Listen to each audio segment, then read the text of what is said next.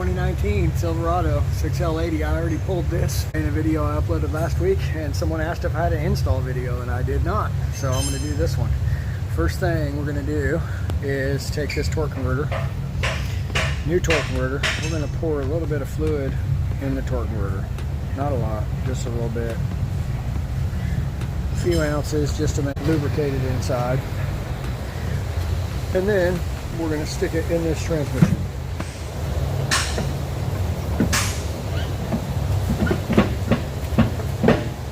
Alright, so that's how I do it. You spin it, push it, wiggle it, and then you cannot get your fingers back here.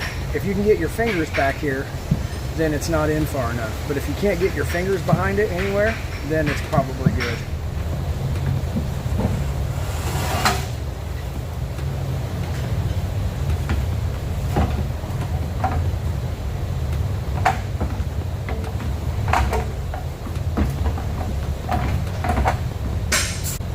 Alright, so we got it on a jack.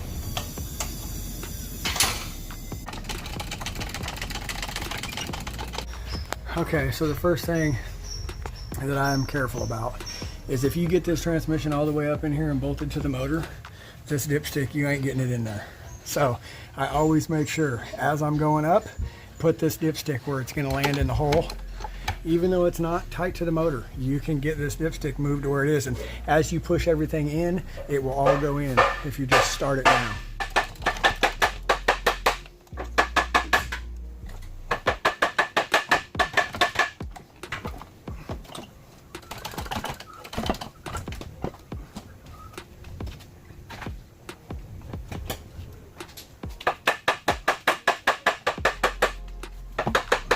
Alright, so once you get this shoved up in there, you can see there's still a gap.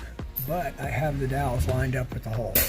Now, if you go back and watch my first video of me taking this out, this thing was super stuck on those dowels. So, it's not just going to slide back together, you know? So, I put a bolt here and a bolt here and two on the other side. A lot of people are going to disagree with me. I've never had a problem unless the torque converter wasn't all the way in. If the torque converter is not all the way in and you suck this together, you will break the pump. But I do this every day. So I know the torque converter is in it all the way, and I'm going to slowly suck this down to where it's tight. One on this side, one on the other side. One on this side, a little bit, until it sucks together.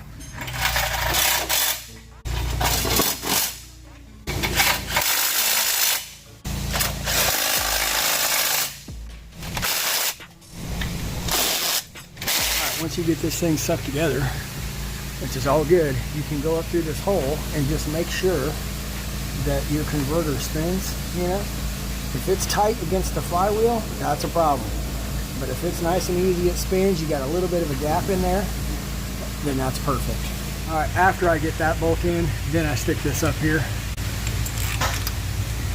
so that it doesn't fall out, and then you can get this bracket back on there working. On the bottom two bolts in the transmission, one is longer, one is shorter. The longer one always goes on this side of the transmission or where this bracket is. So now after you got all your bolts in, now you can take this bracket. There's a bracket that goes back on that bolt with a nut that goes on there.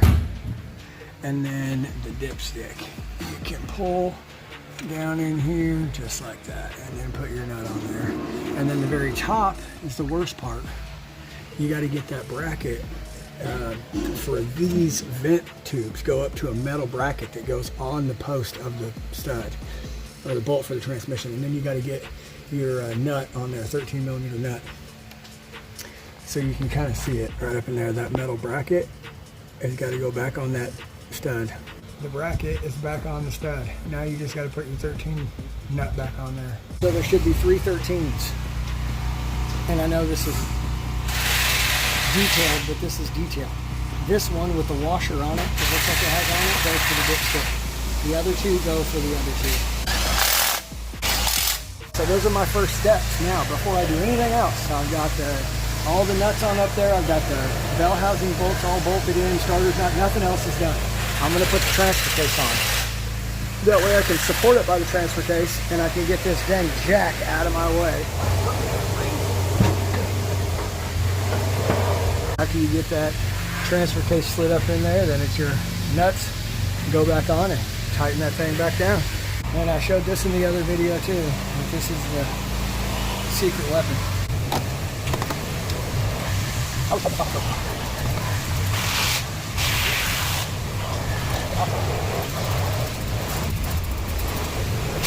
Okay, now the very next thing I do is the 3 torque converter bolts. You can see these torque converter bolts have Loctite, old Loctite on them.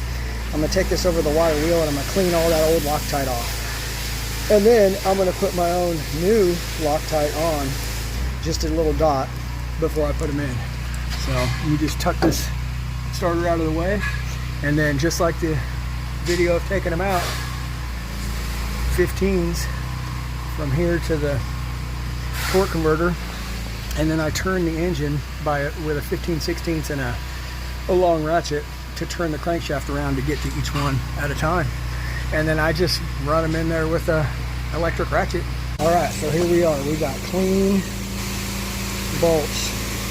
Now I'm gonna put, it's red Loctite, I know. I wouldn't suggest using red, but I use red, and what I do is I just put a tiny dot, dot, dot, dot, and that's it. And those won't come back out. Now, I have to take them back out, they'll come out. But if you put a whole bunch on there, then it'll really lock them in there. But I just put a little bit on there, and then it works fine for me, and they don't back out on their own. Torque converter through that hole, and get the bolt hole lined up. There. Alright, 15 wobble. Electric ratchet. Tighten it till it's tight. Tighten it till it's tight, and then back it off. Because you want it to be loose, or else you won't get the other 2 in there.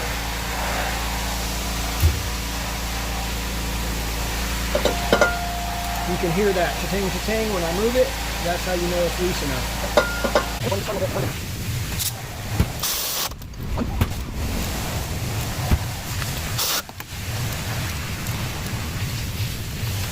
Alright, now this plastic piece can go back on, and the starter can go back in the hole,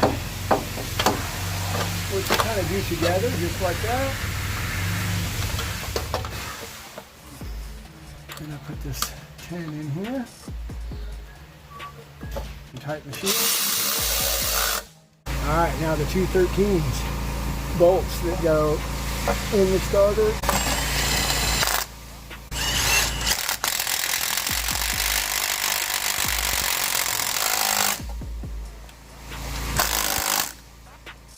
Alright, starter's back on, torque converter bolts in, plastic thing on. We got to put this plastic thing over here still, that 10 right there. And then I'm going to start putting the shifter cable back on, and the exhaust really is what's got to go in next. Hook all this up, and then the exhaust is going to go in next. Alright, on the exhaust, you're going to have 2 different types of exhaust O-rings. This one goes on one side, this one goes on the flat flange side. Don't forget to put those in. This is always usually going to fall out, so I take and I bend these tabs just a little bit, and it makes it stay in there. This one just lays in the exhaust, and it always falls out, so I wait till it's up there to put it in.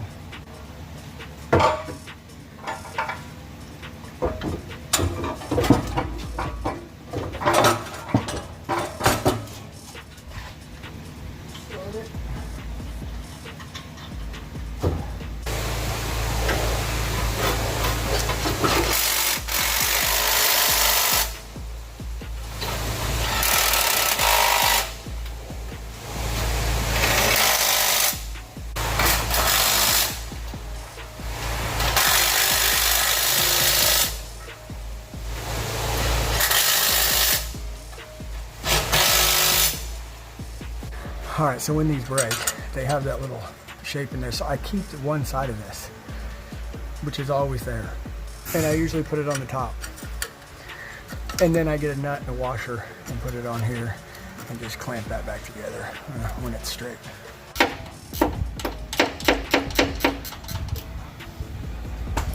And that's how that's done.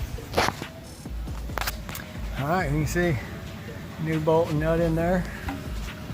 All looks good. Next thing we're gonna do is we're gonna put the drive shaft in, the front drive shaft.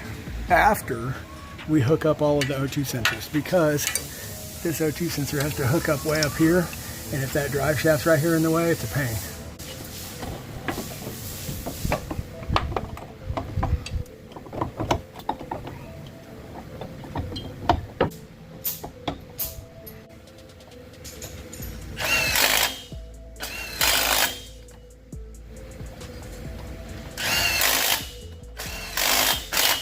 All right, front drive shaft is in. I'll put a zip tie there, and then after I get the back drive shaft in, then I'll hook this up.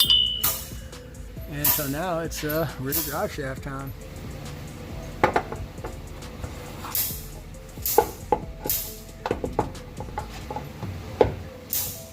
All right, now we're going to go on with our little heat shield.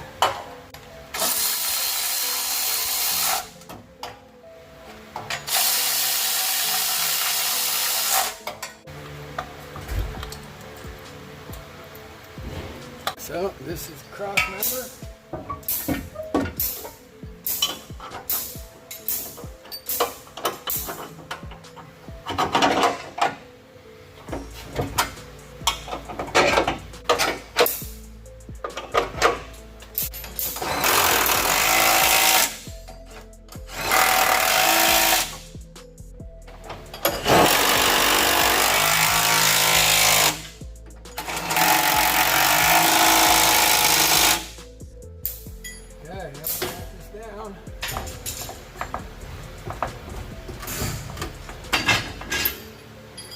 Alright, so the last two things left are the shield.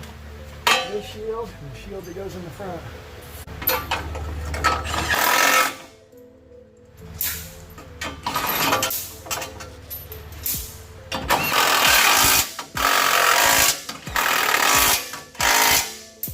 It's a little dust cover.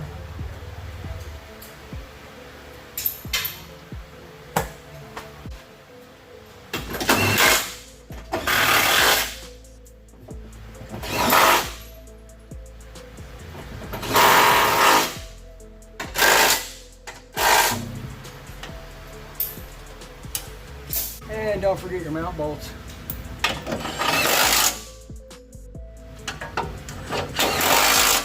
All right, that's it. Install 6080. Not too bad. Just reversing what you did going and taking it out. All right, everybody. Thanks for watching and see you on the next one.